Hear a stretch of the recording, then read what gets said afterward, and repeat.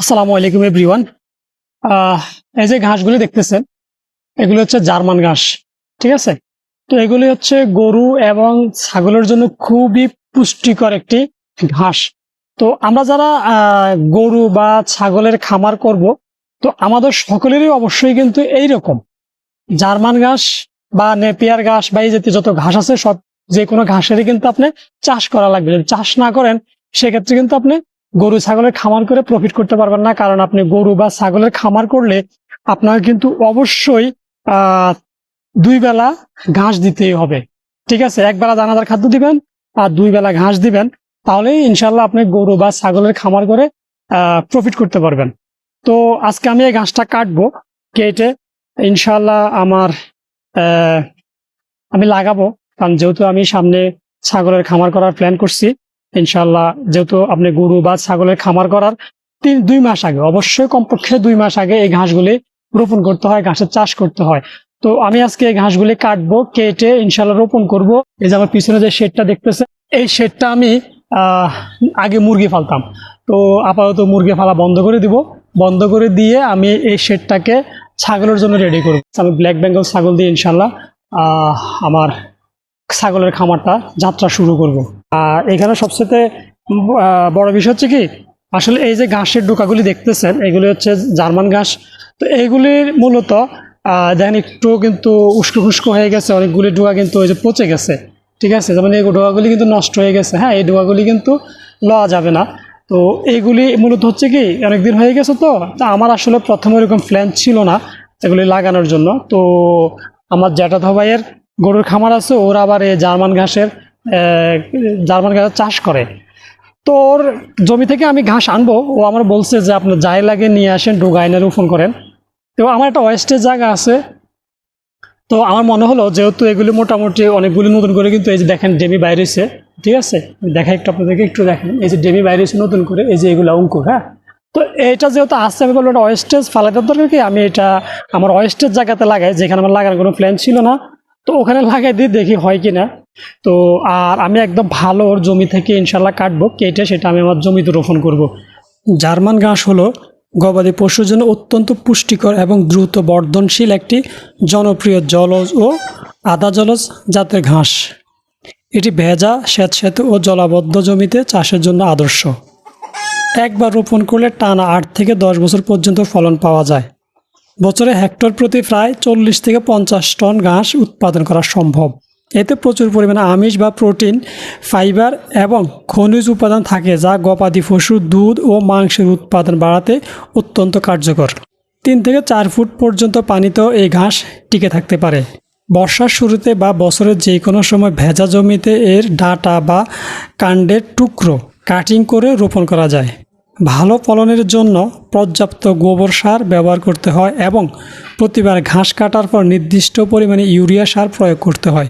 রোপণের 50 থেকে 60 দিনের মধ্যে প্রথমবার কাটার উপযোগী হয়। এরপর প্রতি 35 থেকে 45 দিন অন্তর অন্তর ঘাস কাটা যায়। তো আপনারা হয়তো বলতে পারেন যে আমি কেন আসলে মুরগির খামার বাদ দিয়ে এখন ছাগলের খামারে যাচ্ছি। আসলে মুরগির খামারে আমি অন্তত আমার এই দীর্ঘদিনের অভিজ্ঞতা যতটুকু বুঝলাম, আপনি যদি মুরগির খামার করে ভালো কিছু করতে চান বা প্রফিট করতে চান, সেক্ষেত্রে আপনাকে অবশ্যই আহ হয় লেয়ার মুরগির খামার করতে হবে, না হয় ব্রয়লার মুরগির খামার করতে হবে, না হলে সোনালী মুরগির খামার করতে হবে। ঠিক আছে, আপনাকে কখনোই ওই যে শখ করে কিছু ফার্মি পারলাম বা ওই দেশি পারলাম বা ওই যে আপনি টাইগার পারলাম, এগুলো হলো শখে হবে, আসলে এগুলো আপনি কখনো বাণিজ্যিকভাবে করতে পারবেন না। তবে যারা মুরগির খামার করে আহ অনেক কিছু করছে, মানে বাড়ি গাড়ি করতে পারছে, একমাত্র আমি মনে করি যারা লেয়ার মুরগির খামার করছে শুধু তারাই। ঠিক আছে, লেয়ার মুরগির খামার করে আপনি যদি ভালো বাড়ি গাড়ি করতে চান মুরগি খামার করে, তাহলে আপনাকে লেয়ার মুরগির খামার করতে হবে। আদারওয়াইজ আপনি অন্য কোনো মুরগির খামার করে আপনি কখনোই বাড়ি গাড়ি মালিক হতে পারবেন না। হ্যাঁ, হয়তো কোনো রকম চলে যাবে, বাট আপনি বাড়ি গাড়ি মালিক হতে পারবেন না লেয়ার মুরগি অন্য মুরগির খামার করে। সেটা আপনি ব্রয়লার করেন, সোনালি করেন বা যেটাই করেন না কেন। ঠিক আছে, কারণ আপনি লেয়ার মুরগির খামারটাই একমাত্র, যেহেতু এটা প্রফিট ভালো, আপনি ডিম বিক্রি করতে পারতেছেন প্রতি একদম ডিম বিক্রি করে আপনি একটা ভালো অ্যামাউন্ট পাচ্ছেন। এরপর আবার দেখা গেছে আপনার যখন মুরগির ডিমের প্রোডাকশন বন্ধ হয়ে যাবে, তখন আপনি আহ, এই মুরগিগুলিকে মাংস হিসাবে বিক্রি করলেও কিন্তু আবার ভালো একটা টাকা উপার্জন করতে পারবেন। বিশেষ করে আপনি কিন্তু ডিম বিক্রি করেই কিন্তু আপনি খরচ উঠিয়ে প্রফিটটা করে ফেলতে পারতেছেন। ঠিক আছে, এরপর আপনি লাস্টে যখন বিক্রি করবেন, এই মুরগিটা বিক্রি করবেন মাংসের জন্য, তখন তো আপনি পুরোটাই কিন্তু প্রফিট। ঠিক আছে, মাংসের জন্য যেটা বিক্রি করার পরে সেটা পুরোটাই আপনার প্রফিট হবে। তো এই জন্য একমাত্র যারা লেয়ার মুরগি খামার করে তারাই আমি মনে করি বাড়ি গাড়ির মালিক হতে পারে, আদারওয়াইজ অন্যরা পারে না। যেহেতু ব্রয়লার মুরগিটা আপনার একটা সিন্ডিকেট হয়ে গেছে, ঠিক আছে, এটা অলরেডি আপনার এখন কন্ট্রাক্ট ফার্মিং হয়ে গেছে।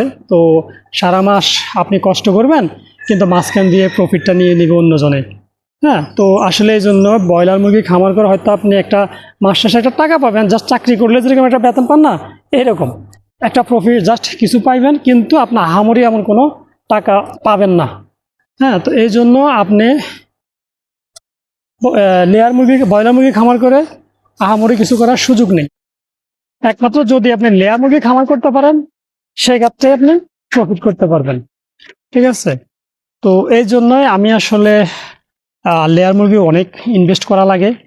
হ্যাঁ, এবং দীর্ঘদিন প্রায় 6 মাস বাচ্চাগুলিকে পালন করতে হচ্ছে, 6 মাস না 5 মাসের মতো পালন করলে দেন এগুলি তখন ডিমে আসে। দীর্ঘ একটা প্রসেস, আর অনেক টাকা ইনভেস্ট লাগে। তো আসলে এই জন্য মনে হলো যে না, এত সময় আমার আসলে ইনভেস্ট করার মতো অবস্থা নেই। তো আমি অল্প ইনভেস্টেই আমি এই জন্য ছাগলের খামার দিয়ে যাচ্ছি। আমি ছোট পরিসরে ইনশাল্লাহ ছাগলের খামার শুরু করবো। 20টা ছাগল দিয়ে আমার খামারের যাত্রা শুরু করার প্ল্যান আছে। আর আপনাদেরকে আজকে ফার্মি মুরগি সম্পর্কে একটা সত্য কথা বলি, এটা আসলে অনেকে বলে না। তো দেখেন, আমরা ইউটিউবে বা ফেসবুকে রং চটা ভিডিও দেখি যে ডিমের রানী হচ্ছে ফার্মি। তো আমার দীর্ঘদিনের ফার্মি মুরগি লালন পালন করার অভিজ্ঞতা থেকে বলতেছি, এটা সম্পূর্ণ মিথ্যে এবং বানোয়াট কথা। কারণ কখনোই ফার্মি মুরগি ডিমের রানী হতে পারে না। কারণ যদি ডিমের রানী ফার্মি হতো, তাহলে কিন্তু মানুষ এত টাকা ইনভেস্ট করে লেয়ার মুরগি খামার করতো না, মানুষ ফার্মি মুরগি খামারই করতো। তো আমি এই জন্য আসলে একটু বাণিজ্যিকভাবে এতদিন শখ করে করছিলাম, তো এখন একটু বাণিজ্যিকভাবেই যাচ্ছি। যেই কারণে আমি মূলত মুরগি বাদ দিয়ে আমি ছাগলের খামারের দিকে যাচ্ছি। আর লেয়ার মুরগি খামার করতে হলে যেহেতু অনেক বিশাল জায়গার প্রয়োজন, এত আসলে জায়গাও আমার নেই। আর ছাগলের যেহেতু পুঁজিও কম লাগে, এবং ছাগলের থেকে খুব দ্রুত আর্ন করা যায়। আর বিশেষ করে ব্ল্যাক বেঙ্গল ছাগলটা যেহেতু রোগ প্রতিরোধ ক্ষমতা ভালো, খাবার কম লাগে, এবং এটা বছরে 2বার বাচ্চা দেয়। 2বারে আপনি 4টা 6টা 5টা এরকম পাবেনই। হ্যাঁ, তো এই জন্য মনে হলো যে না, আমি অন্য কোনো ছাগল না দিয়ে প্রাথমিক অবস্থায় ব্ল্যাক বেঙ্গল দিয়ে শুরু করি, আমাদের দেশি জাত।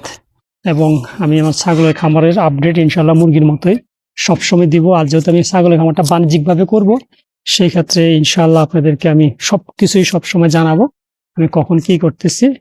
হ্যাঁ, ছাগলের কি করবো না করবো সব ইনশাল্লাহ আপডেট পেয়ে যাবো।